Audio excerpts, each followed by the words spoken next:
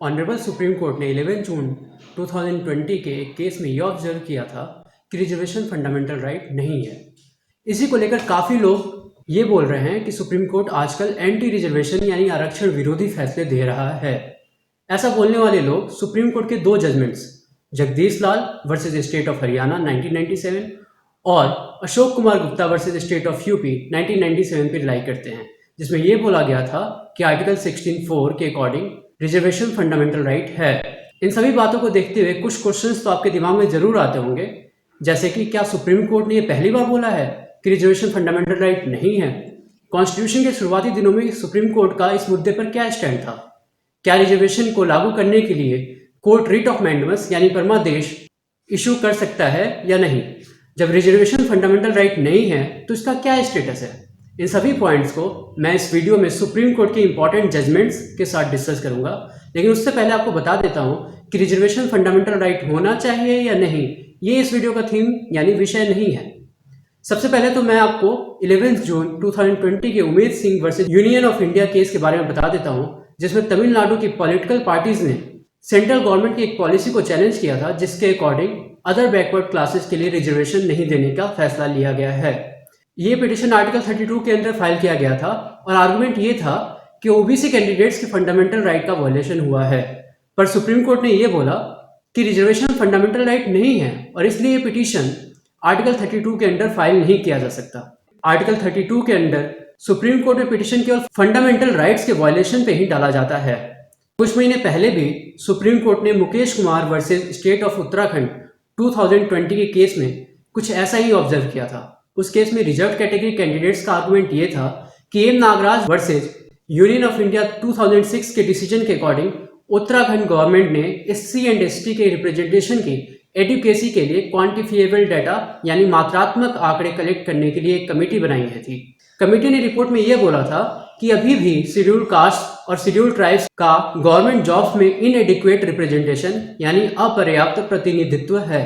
इसके बावजूद स्टेट ने एससीज और एसटीज को रिजर्वेशन नहीं दिया। इसी को लेकर यह आर्गू किया गया था कि स्टेट रिजर्वेशन देने के लिए बाउंड यानी बाध्य है। ऑनरेबल सुप्रीम कोर्ट ने इस केस में Ajit Singh versus state of Punjab 1999 के कॉन्स्टिट्यूशन बेंच यानी संविधान पीठ वाले डिसीजन पे रिलाई किया, जहां ये क्लियर किया गया था कि आर्टिकल 16(4) और 16(4)(a) रिजर्वेशन इन प्रमोशन यानी पदोन्नति में आरक्षण को लेकर कोई फंडामेंटल राइट नहीं देता।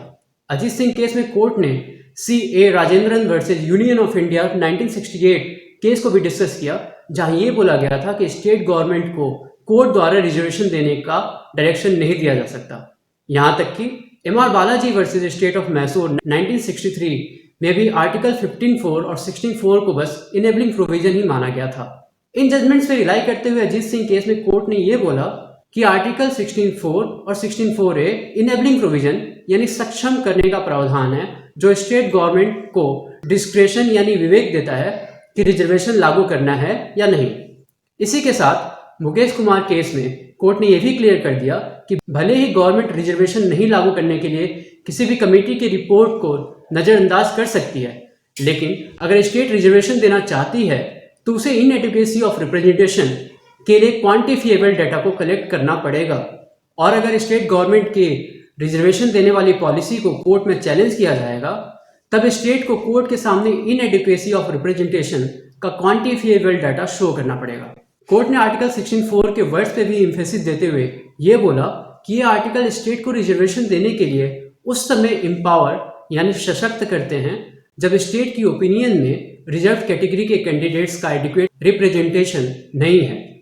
रिजर्वेशन देना है या नहीं ये स्टेट पे डिपेंड करता है, और इस तरह इनएडिक्वेसी ऑफ रिप्रेजेंटेशन स्टेट के सब्जेक्टिव सेटिस्फैक्शन यानी व्यक्तिपरक संतुष्टि पे डिपेंड करता है। मुकेश कुमार केस में कोर्ट ने यह भी बोला कि किसी के पास रिजर्वेशन क्लेम करने का कोई फंडामेंटल राइट नहीं है और इसे लागू करने के लिए कोर्ट द्वारा कोई मैंडेमस यानी परमादेश इशू नहीं किया जा सकता।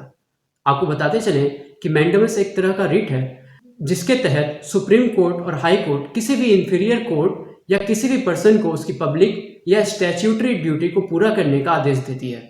आपको यह भी बताते चलें कि ऑनरेबल सुप्रीम कोर्ट ने common cause versus union of India 2003 के केस में यह ऑब्जर्व किया था कि डिस्क्रिशनरी पावर यानी विवेकाधीन शक्ति को एक्सरसाइज करने के लिए मैंडेमस इशू नहीं किया जा सकता।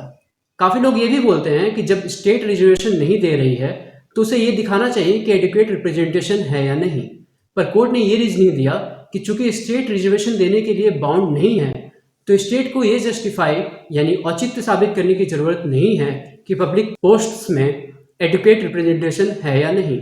ये बात भी सुप्रीम कोर्ट ने Suresh Chandra Gautam versus state of UP 2016 के केस में क्लियर कर दिया था कि एडिक्वेसी ऑफ रिप्रेजेंटेशन के डाटा को कलेक्ट करने के लिए कोर्ट के द्वारा मैंडेमस का यूज नहीं किया जा सकता।